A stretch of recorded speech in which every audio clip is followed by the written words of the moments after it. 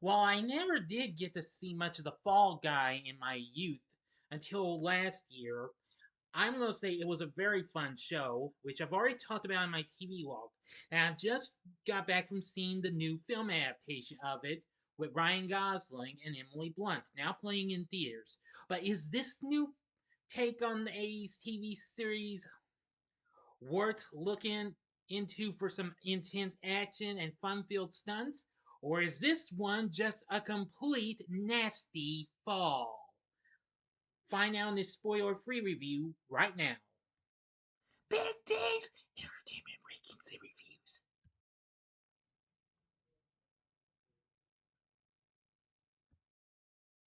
So, greetings, my fellow YouTubers, and welcome to Big D's Entertainment Rankings and Reviews. My name is Dual, better known to as the Big D, and this time around I bring to you a spoiler free review of the just now released action comedy flick The Fall Guy, released by Universal, directed by David Leitch, written by Drew Pierce, loosely based on the 1980s TV series of the same name about stunt performers. Starring Ryan Gosling as the titular character, along with Emily Blunt, and Aaron Taylor Johnson, Hannah Waddingham, Teresa Palmer, Stephanie Sue, and Winston Duke. Now, it follows a stuntman working on his ex girlfriend's directorial debut action film, only to find himself involved in a conspiracy surrounding the film's lead actor. Now, as I mentioned, this was directed by David Leitch, who recently directed films like Atomic Blonde, Deadpool 2, Hobbs and Shaw, and Bullet Train.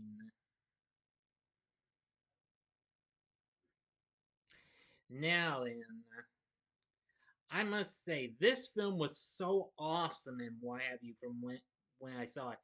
It had just recently premiered almost a couple of months ago prior at the South by Southwest Festival back in March of this year.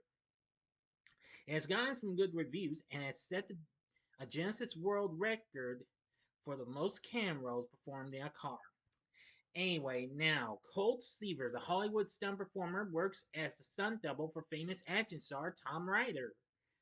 However, he gets severely injured during a stunt gone wrong and he abandons his career and his girlfriend Joey Moreno, a camera woman.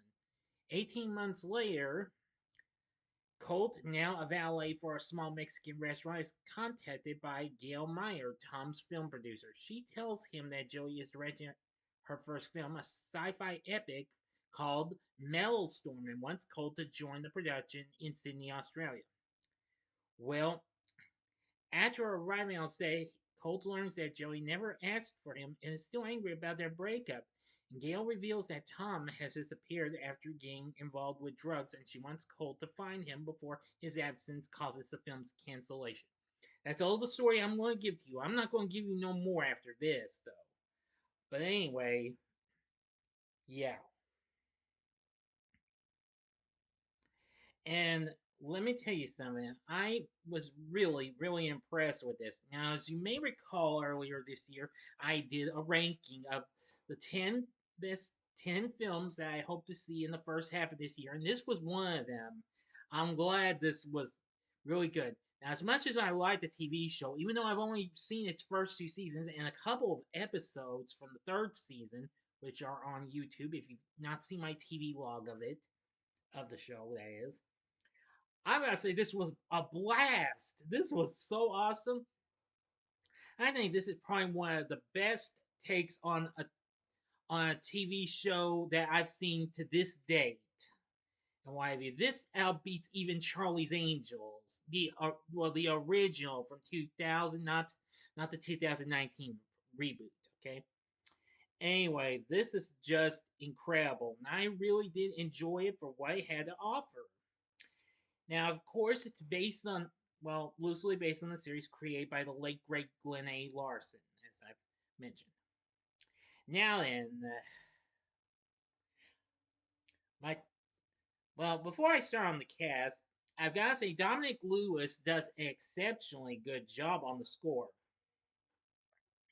Now he has recently worked on some other things and what have you. Now As the main composer, he had recently done the music for films like Free Birds, The Dove, let's see, Money Monster, Fist Fight, and the two Pierre Rabbit films, My Spy, the second Goosebumps film, The King's Man, and of course, um, Violent Night, and the recent Netflix film Lift. So anyway, this is his second time a collabing with David Leitch after Bullet Train. So anyway, he did an exceptionally good job. It has some pretty good tunes as well, including a remake of the TV show's theme song, The Unknown Studman, which of course was performed by Blake Shelton, which it's not too bad. And what have you? It's not quite close to as good as the mate. Well, the original version, which was done by the star of the TV show, Lee Majors himself. Which um I would tell you, but I better not tell you. But you will get to see him and Heather Thomas, who played Jodie on the TV series, in cameo appearances, and even Jason Momoa. But that's just slight little heads up. I just thought I'd point out to you just in case. I won't tell you, but I'm not telling you where though. No way. You just gonna have to see the movie, okay? Now for the cast, we have Ryan Gosling as Colt Seavers. Yes, fresh off after recently doing Ken in Barbie last year, he does an exceptionally pretty good job on his role of Colt. Very good. Emily Blunt plays the role of Jodie, and I must say she's really, really awesome. This is probably one of the best performances I've seen her in some time. Since she did the two Quiet Place films and Jungle Cruise. Yeah.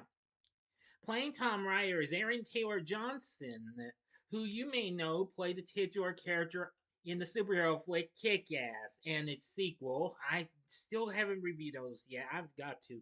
He also recently played Pietro Maximoff, aka Quicksilver, in Avengers Age of Ultron. Now, of course, he also recently appeared in Bullet Train and Godzilla 2014 as well. He's due to appear in Kraven the Hunter, which unfortunately has yet again been delayed. We're hoping for the best it'll come out in December. He's also due to appear in the new remake of Nosferatu. So we'll hope for the best. But anyway, Tom Ryder, not too bad of a character. Winston Duke plays the role of Dan Tucker, Colt's best friend and stunt coordinator. Hannah Waddingham plays Gail Meyer. I'm gonna say I'm absolutely crazy type of a character and what have you. In a way, Teresa Palmer played Tom's girlfriend co-star Iggy Star, who let me tell you, she really kind of surprised me when Colt encounters her. I'm not telling you where though. Nah, that'll ruin this review. As Stephanie Sue played Tom's personal assistant, Alma Millen. Not too bad. Now, just stay through most of the credits, and you'll get to see, well, the cast doing their stunts and what have you, and kind of like an outtakes reel or something like that, until it gets to a mid-credit sequence that will involve the two stars of the Fall Guy TV series. I can't tell you, but I'm not telling you what they played though. No, no, no. You're just gonna, if you've seen the show before, you'll know them when you see them. Okay. Anyway, yep. I gotta say, it was really something. Now, I knew Liam Majors was due to have a special appearance in this, but I was not aware Harry Thomas was going to be in this, but that was pretty good. Although it is a shame we didn't get to see Douglas Barr the in this as well. Of course, if you know that's the guy who played Howie Munson, who the character whom Colt refers to as Kid. but it's okay. I'm cool with that. Now, so far, the film kind of slightly underperformed than what we had anticipated at the box office. It opened with 28 million now, but that was unfortunately slightly less than 30 to 35 million that we were anticipating. But at least it's due to possibly do well against its budget in no time. It's already gone over 65 million worldwide so far, so there's a possibility that will still do good. The film currently sits at 83% on Rotten Tomatoes, where it's certified fresh, saying with action, comedy, romance, and a pair of marvelously matched stars, the film might be the rare mainstream movie with something to entertain everyone. Definitely, and what have you. Cinema Score gave this an A minus, while those post track gave it a 90% overall positive score, and Metacritic gave it a 7, has so far got a score of 73 out of 100. Brian Tallarico at RogerEbert.com said that the film feels like a pushback against all the CGI heavy, characterless, humorless blockbusters that have been coming off the content production line and provides audiences with what too often feels like a secondary concern in big movies lately: fun. And IGN called the film a self reflexive love letter to Hollywood stunt work and praised Gosling and Blunt's performances and chemistry. I definitely do agree with that. Blunt and Gosling did have good chemistry together, and I liked that. This film had everything to offer, and what have you. I think this was just so fun and action packed. But again, as I've said before, if you really want to know where you'll see Lee Majors and Harry Thomas in, well, what they are in the mid credits scene, you're just gonna have to stick through the credits, okay? Because I can't tell you what how they are, okay, what they're playing as, because it would ruin everything. But nevertheless, I was surprised to see both of them together. The cast is absolutely really good, especially Ryan Gosling and Emily Blunt. The direction from David Leitch was good. I'm sorry, I keep saying Leitch. It's Leitch. I'm sorry, everyone. My mistake. The story's really good, and the score from Dominic Lewis is really good too. And what's more is, I will say, I still think Blake Shelton's cover of Unknown Stuntman was good and all. I mean, it doesn't quite come close to Lee Majors' version for the TV show. I know it just has some slight changes in some of the well, in the second verse and the chorus and what have you. But well, I'm fine with it. Overall, the Fall Guy exceptionally, really, really good.